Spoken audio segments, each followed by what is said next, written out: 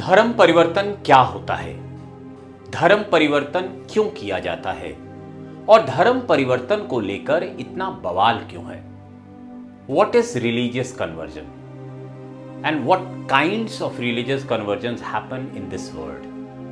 ये वीडियो इस बात को समझाने के लिए बनाया जा रहा है कि आप ये समझ पाएं कि जो रिलीजियस कन्वर्जन का जो पूरा सिद्धांत है या जब वो समाज में व्यवहार में विभिन्न धर्मों में आता है तो वो कैसे होता है। 1873 में मैक्स मूलर, जो कि एक प्रसिद्ध इतिहासकार और लेखक थे, उन्होंने धर्मों को दो खांचों में बांटा। Max Muller has created two kind of categories between religions.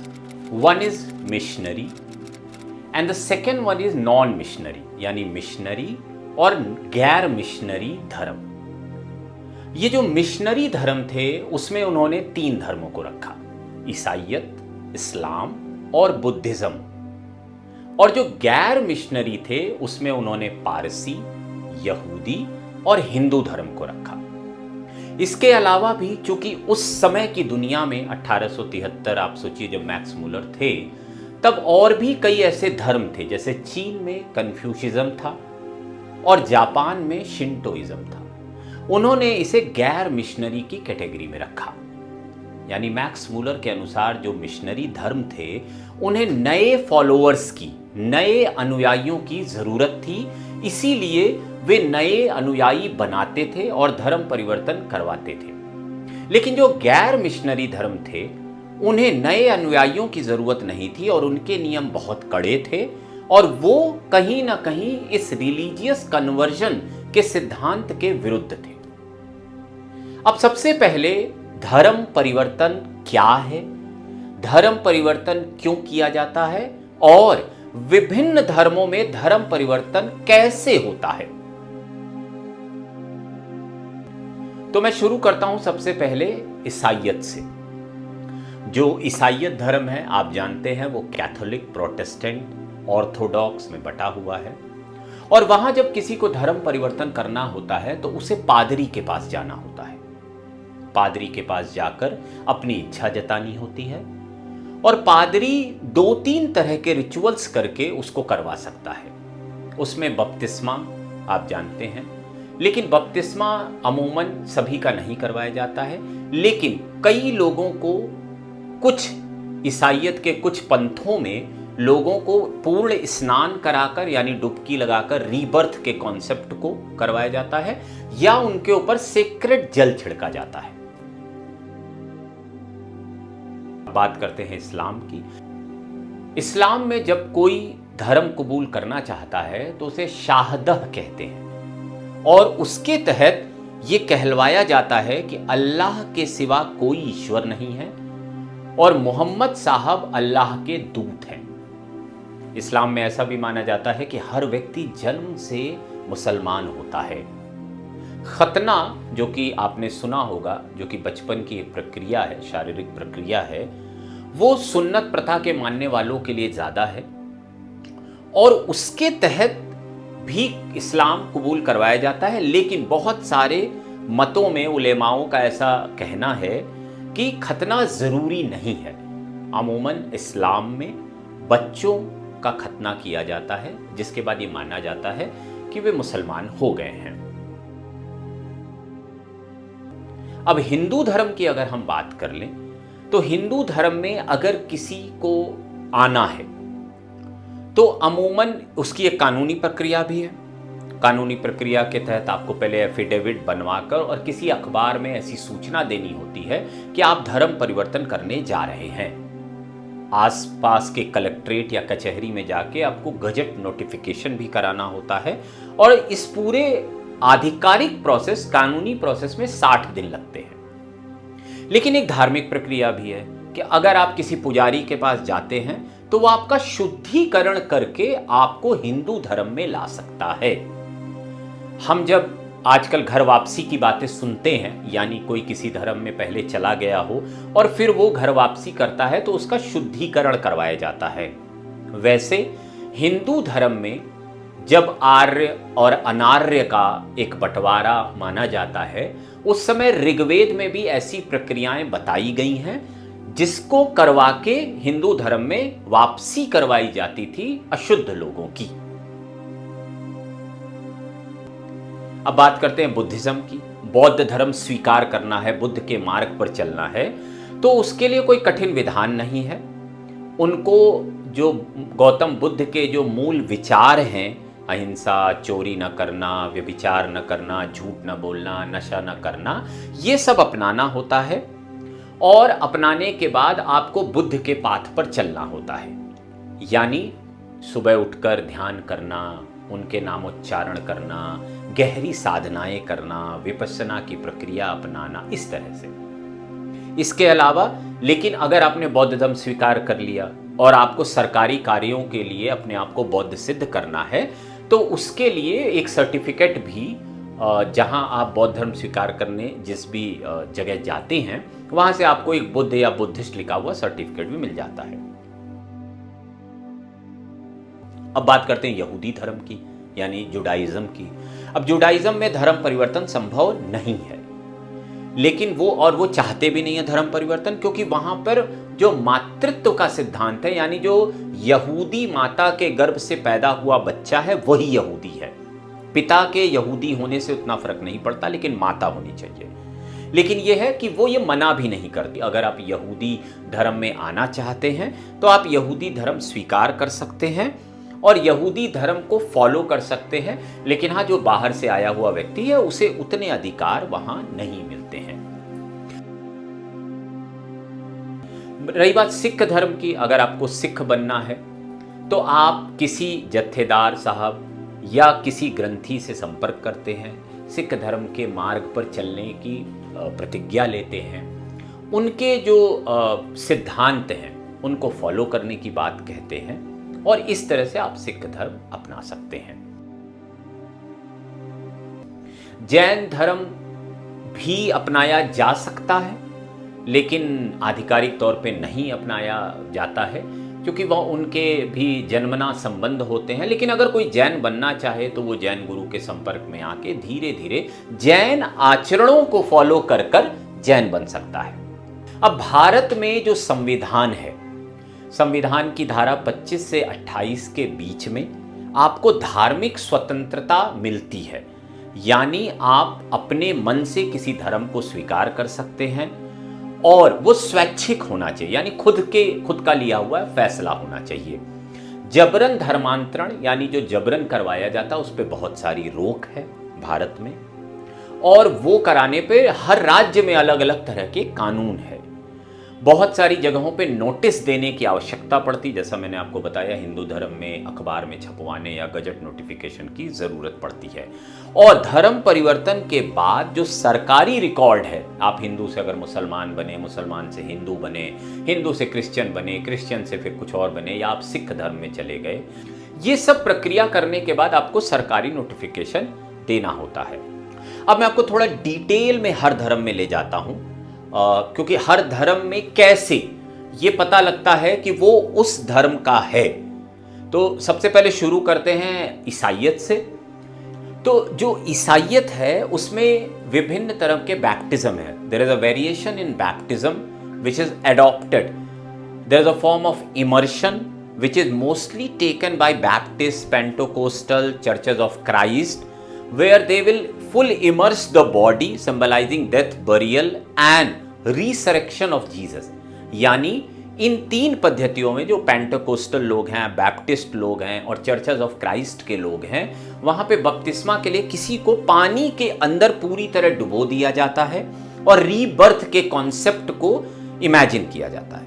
लेकिन जो दूसरे ऑर्डर्स हैं, जैसे कैथोलिक हैं, ऑर्थोडॉक्स हैं और मैनी प्रोटेस्टेंट चर्चेज हैं, वहाँ पे पानी के छींटे मारकर या पानी सिर के ऊपर गिराकर भी इसे किया जाता है, और ये मान लिया जाता है कि ये अब ईसाइयत धर्म का हिस्सा हो चुके हैं। अब इसके अलावा और भी बहुत सारी प्रक्रियाएं हैं, जैसे क्रिश्चियन डॉक्ट्रीन पढ़ना, उनकी हिस्ट्री को पढ़ना, उनके प्रैक्टिसेस को करना, ये सब जो है, और एक कन्फर्मेशन भी है। जो डेनोमिनेशंस हैं ईसाइयत में, कैथोलिक, एंग्लिकन, लूथरन, वहाँ पे बहुत सारे ऐसे विभिन्न परंपराएं भी हैं जो बच्चों के लिए या बड़ों के लिए कन्फर्मेशन है कि मैं ईसाइयत की राह पर चलूंगा। इसके अलावा एक रीबैप्टिज्म है। बहुत सारी जो डेनोमिनेशंस है वहाँ रीबैप्टिज्म का भी एक कॉन्सेप्ट है, जिससे क्रिश्चियनिटी की राह पे चलने के वालों को कहीं ना कहीं फिर से वो याद दिलाया जाता है कि आप एक ईसाई हैं। इसी तरह इस्लाम में मैंने आपको शाहदह के बारे में बताया, जो कि एक मूल सिद्धांत है। ईसाइयत के अलावा इस्लाम में जब हम धर्म कबूल करते हैं तो हम ये यकीन हमें करना होता है कि केवल एक ही भगवान है, वो अल्लाह है, और जो मोहम्मद साहब हैं वो उसके मैसेंजर हैं, उसके संदेशवाहक हैं। और ये मुस्लिम गवाहों के साथ होता है। और जो इस्लाम के मूल टेनेट्स हैं, मूल सिद्धांत हैं, उसमें जैसे एक अल्लाह को मानना, प्रॉफिटहुड ऑफ मोहम्मद है, डे ऑफ जजमेंट को मानना, इसके अलावा इस्लामिक बिलीफ जैसे angels, holy books, prophets, the day of judgement, divine decree, इन सब चीज़ों को मानने वाला ही इस्लाम को फॉलो कर सकता है। इसके अलावा रिचुअल प्योरिटी बहुत ज़रूरी है, क्योंकि इस्लाम में हर दिन नमाज पढ़नी होती है। आपको 1 महीने तक रमज़ान का व्रत रखना होता है। माना जाता है इन्हीं महीनों में मोहम्मद साहब पे जो अल्लाह ने जो इल्म था वो नाजिल किया था। तो जो रिचुअल प्योरिटी है, जो गुस्ल जिसको कहते हैं, जो नमाज पढ़ने के पहले भी, तो उसमें स्पिरिचुअल क्लींजिंग का एक कॉन्सेप्ट है। अब लर्निंग प्रैक्टिस आप जानते ही हैं कि आपको डिक्लेरेशन ऑफ फेथ यानी शाहदा करना होता है। आपको सलत यानी जो प्रेयर, सलत जो बोलते हैं कि 5 बार नमाज पढ़ने की बात होती है, ज़कात करनी होती है, चैरिटी अपनी कमाई का कुछ हिस्सा ज़कात करना होता है, और स्वाम जो कहते हैं जो रमज़ान के दौरान जो आप व्रत रहते हैं वो होता है, और हज यानी जीवन में ईमानदारी की कमाई से एक बार हज करना होता है। इसके अलावा सुन्नत जो कि डीपली रूटेड ट्रेडिशन है इस्लाम का, उसके तहत पुरुषों का जो खतना वाली जो बात है वो वाले करने की बात है, जो कि इस्लाम में बड़े तौर पे फॉलो की जाती है। अब हम अगर अगले धर्म की ओर आएँ तो यहूदी एक पुराना धर्म है, और इसमें जो चीज़ें कही गई हैं, जैसे इसमें एक सिद्धांत है वो है बेत दिन का, यानी जो एक रेबनिकल कोर्ट होती है। यहूदी धर्म में मूल तौर पे जो रबाई होता है, यानी उनका जो पादरी होता है, वो ये तय करता है कि भाई क्या प्रक्रियाएं होंगी जिसके तहत कोई यहूदी होगा। तो पढ़ने लिखने वाली चीज़ें तो हैं ही, उनके 2 जो मूल ग्रंथ हैं उनकी जानकारी होनी चाहिए, पढ़ना चाहिए, और बहुत सारे मेल्स के भीतर भी खतना वाली चीज़ें होती हैं।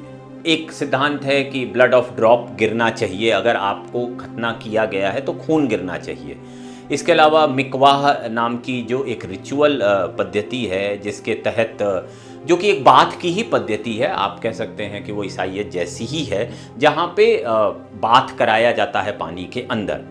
इसके अलावा जो एक और चीज़ है कि जो कमांडेंट्स हैं यहूदी धर्म के, उनको मानना होता है, और हलाका के यानी जो जूइश लॉ है हलाका, उसके अनुसार आपको जीवन पालन करना होता है। और ये जो मैं आपको बेदीन कह रहा था, वो 3 रबाइयों की एक कोर्ट होती है जो ये फैसला देती है कि हाँ अब ये यहूदी धर्म के पाथ पर चल सकते हैं। अब बुद्धिज़्म की ओर आते हैं। बुद्धिज़्म एक धर्म बहुत तेज़ी से फैल रहा है, और जैसा मैंने आपको शुरू में बताया कि मैक्स मुलर ने मिशनरी और गैर मिशनरी धर्मों की बात की थी।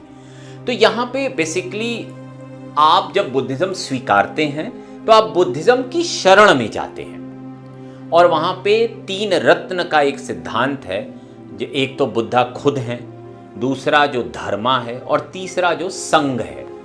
तो यानी बुद्ध, धम्म और संघ, ये 3 पिलर्स हैं।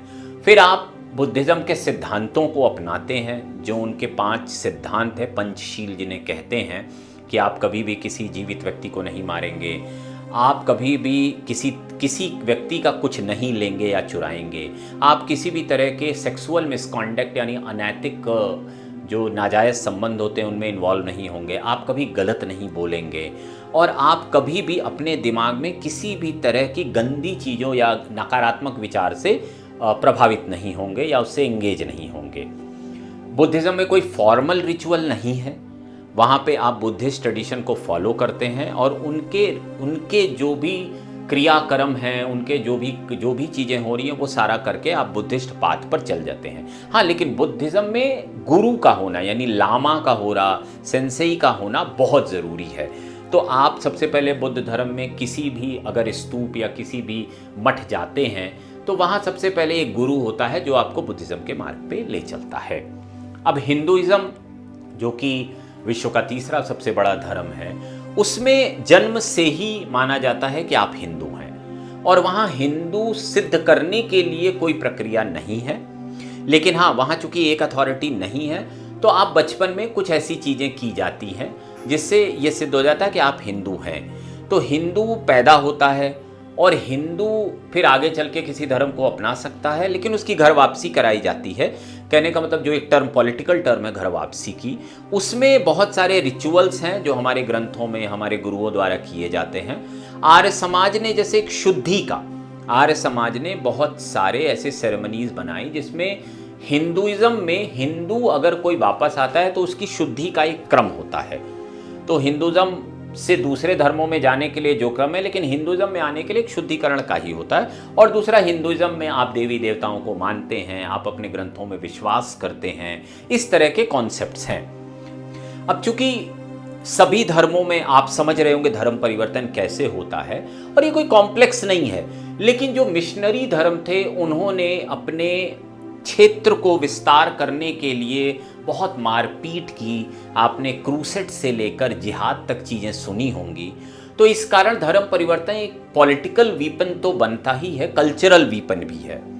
तो अमूमन religious conversion is a voluntary choice, legally, ethically, genuine religious conversion is universally understood to be a voluntary act. लेकिन इसके अलावा इंस्ट्रक्शन एंड अंडरस्टैंडिंग, जैसे दुनिया में बहुत सारा ऐसा भी हो रहा है जहां पे ब्रेन वॉश करके, और बहुत सारे ऐसे देश हैं जहां ऐसे आरोप लगते हैं कि ब्रेन वॉशिंग करके रिलीजियस कन्वर्जन कराया जा रहा है।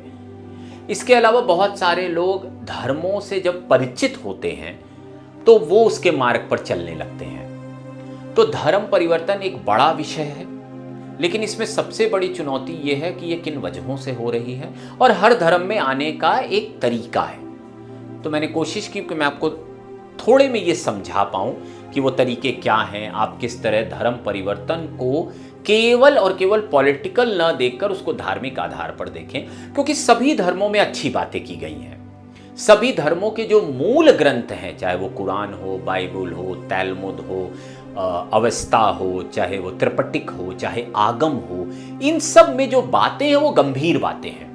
और जब कोई दूसरे धर्म के बारे में जानता है, पढ़ता है, तो उसकी रुचि जगना स्वाभाविक हो जाती है।